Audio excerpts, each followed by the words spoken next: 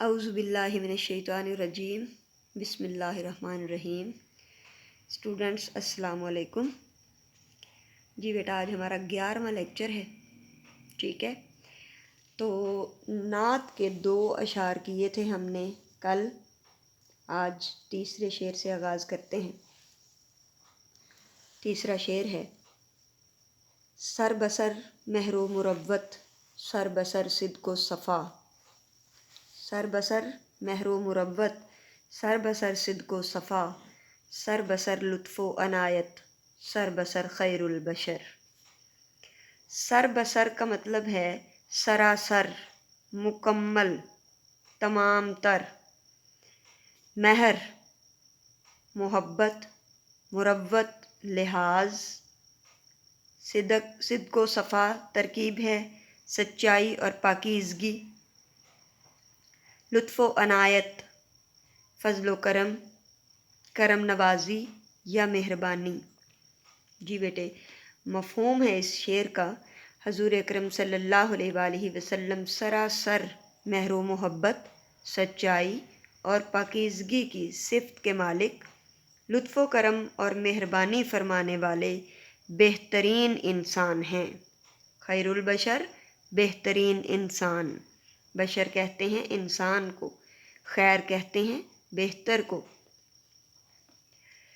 جی بیٹا، تشریح میں شروع میں شاعر کے بارے میں یا اس کی شاعری کے بارے میں 1.5-2 لائن۔ حفیظ تائب ایک نعت گو شاعر کی حیثیت سے اردو ادب میں نمایاں مقام رکھتے ہیں۔ نادر تشبیہات و استعارات اور عمدہ تراکیب ان کے کلام کی نمایاں خوبیاں ہیں۔ تشریح طلب شعر میں شاعر کہتے ہیں کہ آپ صلی اللہ علیہ وآلہ وسلم کی ذات مبارک محبت، نرمی اور شفقت کا پیکر ہے۔ آپ صلی اللہ علیہ وآلہ وسلم کی شفقت اور لطف و کرم صرف انسانوں تک ہی محدود نہ تھا، بلکہ اس میں جانور اور پرندے بھی شامل تھے۔ ہر ذی روح کے لیے آپ صلی اللہ علیہ وآلہ وسلم کی محبت اور مہربانی یکساں تھی، برابر تھی، ایک جیسی تھی۔ آپ صلی اللہ علیہ وآلہ وسلم کی مثال ابر باراں برستا ہوا بادل اور ایک آفتاب عالمتاب کی طرح تھی۔ آفتاب عالمتاب پورے جہان کو چمکانے والا سورج۔ ابر باراں جب برستا ہے تو خارزاروں، گلزاروں، ریگزاروں، ندیوں، دریاؤں اور پہاڑوں کو یکساں سیراب کرتا ہے۔ اسی طرح سورج کی روشنی بھی جب فیضیاب کرتی ہے تو امیر کے محل پر بھی اسی طرح اس کی کرنیں پڑتی ہیں جس طرح ایک غریب کے جھونپڑے پر۔ اسی طرح آپ صلی اللہ علیہ وآلہ وسلم کی نوازشیں اور مہربانیاں ہر انسان کے لیے یکساں ہیں، خواہ مسلم ہو یا غیر مسلم، دوست ہو یا دشمن۔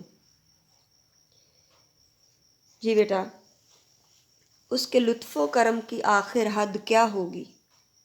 اس کے لطف و کرم کی آخر حد کیا ہوگی؟ دوست کی طرح دشمن کو بھی جو دعا دیتا ہے، دوست کی طرح دشمن کو بھی جو دعا دیتا ہے۔ آپ صلی اللہ علیہ وآلہ وسلم کی ذات بابرکات، صدقات، صداقت، مہر و وفا کا کامل نمونہ تھی۔ عرب میں آپ صلی اللہ علیہ وآلہ وسلم کی صداقت اور شرافت کے چرچے تھے۔ دوست تو دوست، دشمن بھی آپ صلی اللہ علیہ وآلہ وسلم کی بے مثال صداقت کا اعتراف کرتے تھے، یہاں تک کہ آپ صلی اللہ علیہ وسلم کے بدترین دشمنوں میں ابو سفیان اور ابو جہل نے بھی آپ صلی اللہ علیہ وآلہ وسلم کی صداقت کو تسلیم کیا اور اس کی تصدیق کی۔ شاعر مزید کہتے ہیں کہ آپ صلی اللہ علیہ وآلہ وسلم کی ذات اقدس سر بسر ذریعہ لطف و کرم اور بخشش و عنایت ہے۔ آپ صلی اللہ علیہ وآلہ وسلم کا ہر عمل انسانیت سے محبت اور خلوص کے جذبے پر مبنی ہوتا ہے۔ آپ صلی اللہ علیہ وآلہ وسلم کے لطف و کرم کی کوئی حد یا کوئی تخصیص نہ تھی، یعنی کسی کے لیے مخصوص نہ تھا۔ آپ صلی اللہ علیہ وآلہ وسلم ہر عمل، ہر قول اور ہر فعل انسانیت کی فلاح اور اس کی بخشش کے لیے رہنمائی کرتے تھے۔ در حقیقت سرتاپا عنایت اور عطاؤں کا ایک ایسا پیکر مجسم ہی خیر البشر یعنی انسانوں میں بہترین انسان کہلانے کے لائق ہیں۔ ہوئی تکمیل جن کی ذات پر ہر خیر و برکت کی انہیں خیر البشر خیر الورا کہیے بجا کہیے۔ جی بیٹا شعر نمبر 4 ہے ہمارا۔ صاحب خلق عظیم صاحب لطف عمیم صاحب حق صاحب شق القمر خیر البشر۔ شعر نمبر 4 دوبارہ بولتی ہوں۔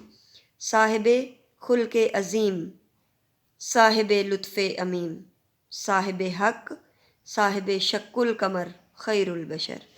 صاحب خلق عظیم اعلیٰ اور بہترین اخلاق کے مالک، صاحب لطف عمیم ہر ایک پر عام مہربانی کرنے والے، بلا امتیاز مہربانی کرنے والے، صاحب حق بات کہنے والے، شق القمر چاند کو 2 ٹکڑے کرنے والے۔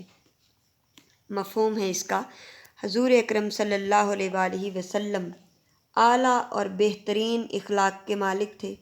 آپ صلی اللہ علیہ وآلہ وسلم ہر کسی سے بلا امتیاز مہربانی کرنے والے تھے۔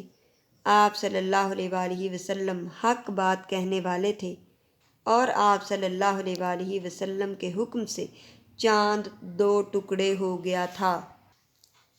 تشریح طلب شعر میں شاعر کہتے ہیں کہ آپ صلی اللہ علیہ وآلہ وسلم اخلاق کے بلند درجے پر فائز ہیں۔ اس میں خاص بات اور سب سے پہلی بات کیا ہے؟ آپ صلی اللہ علیہ وآلہ وسلم اخلاق کے بلند درجے پر فائز ہیں، یعنی آپ صلی اللہ علیہ وآلہ وسلم کا اخلاق کامل اور بہترین نمونے کی حیثیت رکھتا ہے۔ آپ صلی اللہ علیہ وآلہ وسلم کی مثال چلتے پھرتے قرآن جیسی تھی۔ آپ صلی اللہ علیہ وآلہ وسلم کا طرز عمل قرآن پاک کی عملی تفسیر تھا۔ آپ صلی اللہ علیہ وآلہ وسلم کے بے مثال حسن عمل کی خود خالق کائنات نے تعریف کچھ یوں کی ہے: لَقَدْ كَانَ لَكُمْ فِي رَسُولِ اللَّهِ أُسْوَةٌ حَسَنَةٌ۔ مفہوم ہے اس کا، تمہارے لیے رسول اللہ صلی اللہ علیہ وآلہ وسلم کی زندگی میں بہترین نمونہ ہے۔ سورہ احزاب کی آیت نمبر 21 ہے یہ۔ تمہارے لیے رسول اللہ صلی اللہ علیہ وآلہ وسلم کی زندگی میں بہترین نمونہ ہے۔ حضرت عائشہ سے کسی نے آپ صلی اللہ علیہ وسلم کے اخلاق کے متعلق دریافت کیا تو حضرت عائشہ فرماتی ہیں: کان خلقہ القرآن، آپ صلی اللہ علیہ وآلہ وسلم کا اخلاق قرآن ہی تو تھا۔ گویا حضور اکرم صلی اللہ علیہ وآلہ وسلم خود عملی قرآن تھے۔ کسی شاعر نے کیا خوب کہا ہے: آپ صلی اللہ علیہ وآلہ وسلم کا قول و عمل تفسیر ہے قرآن کی۔ آپ صلی اللہ علیہ وآلہ وسلم کا قول و عمل تفسیر ہے قرآن کی، اتباع مصطفیٰ معراج ہے انسان کی۔ آپ صلی اللہ علیہ وآلہ وسلم کے اخلاق کے متعلق خود اللہ تعالیٰ کا ارشاد ہے: وَإِنَّكَ لَعَلَىٰ خُلُقٍ عَظِيمٍ، بے شک آپ صلی اللہ علیہ وآلہ وسلم عظیم اخلاق کے مالک ہیں۔ بے شک آپ صلی اللہ علیہ وآلہ وسلم عظیم اخلاق کے مالک ہیں۔ آپ صلی اللہ علیہ وآلہ وسلم کا ارشاد گرامی ہے: انما بعثت لیتم مکارم الاخلاق، یعنی مجھے بہترین اخلاق کی تکمیل کے لیے بھیجا گیا ہے۔ آپ صلی اللہ علیہ وسلم نے خود فرمایا: مجھے بہترین اخلاق کی تکمیل کے لیے بھیجا گیا ہے۔ آپ صلی اللہ علیہ وآلہ وسلم کے حسن اخلاق سے بنی نوع انسان کا ہر طبقہ متاثر تھا۔ اس کے علاوہ آپ صلی اللہ علیہ وآلہ وسلم کی زندگی میں انسان دوستی اور عام لطف و عنایت کا بے مثال پہلو نمایاں ہے۔ غیر مسلموں کے ساتھ لطف و کرم دیکھنا ہو تو خیبر کا صلح نامہ دیکھ لیا جائے، یا فتح مکہ کا نظارہ کیا جائے۔ یتیموں سے لطف و عنایت دیکھنا ہو تو در یتیم کا وہ اسوہ حسنہ صلی اللہ علیہ وآلہ وسلم دیکھا جائے، جب ایک بلکتے یتیم کو عید کے روز ہاتھ تھامے گھر لا رہے ہیں۔ مسکینوں اور غریبوں سے اس قدر سخاوت کرتے کہ ان لوگوں کو اپنی غربت کا احساس تک نہ رہتا۔ کوئی سائل خالی ہاتھ نہ لوٹتا کبھی بھی۔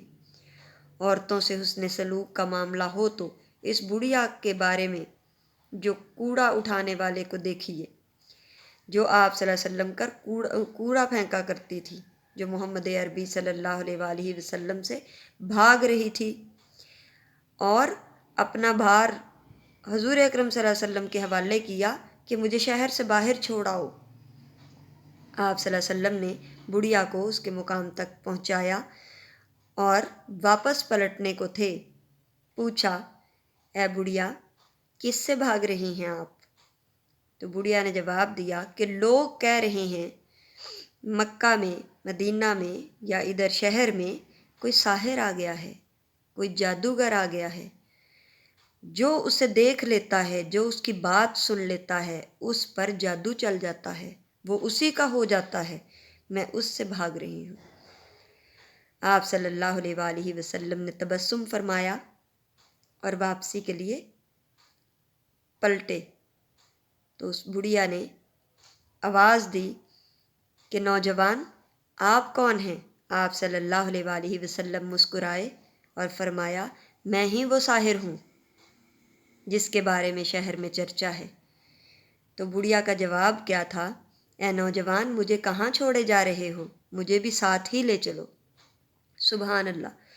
آپ صلی اللہ علیہ وآلہ وسلم کا جانوروں سے سلوک بھی مثالی تھا۔ تشریح طلب شعر میں شاعر نے رسول اکرم صلی اللہ علیہ وسلم کو صاحب حق قرار دیا۔ یہ بات روز روشن کی طرح عیاں ہے کہ رسول پاک صلی اللہ علیہ وآلہ وسلم کی ذات حق و صداقت کا منبع ہے۔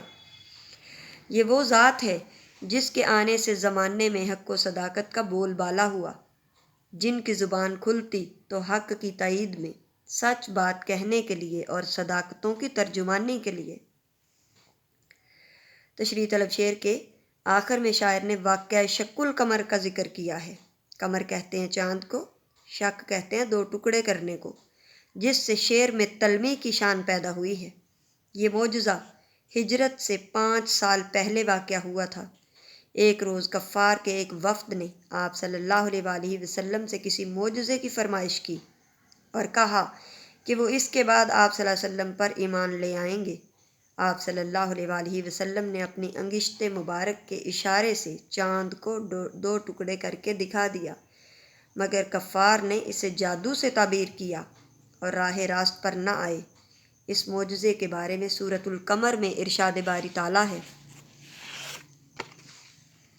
قیامت قریب آ گئی اور چاند شک ہو گیا، اور اگر وہ کوئی معجزہ دیکھتے ہیں تو منہ پھیر لیتے ہیں۔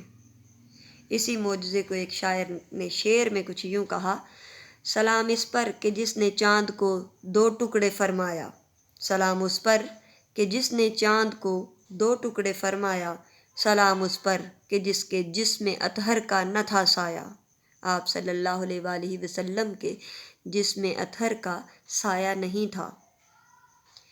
تو اللہ تعالی ہم سب کو رسول مقبول صلی اللہ علیہ وآلہ وسلم کی حیات طیبہ سے اپنی زندگی کے لیے راہ راست سیکھنے کے دروا کرے اور ہمیں توفیق عطا فرمائے کہ ہم قرآن و حدیث کا گہرائی سے مطالعہ کریں اور اپنی زندگی اس دنیا کی اور آخرت کی سنوار سکیں۔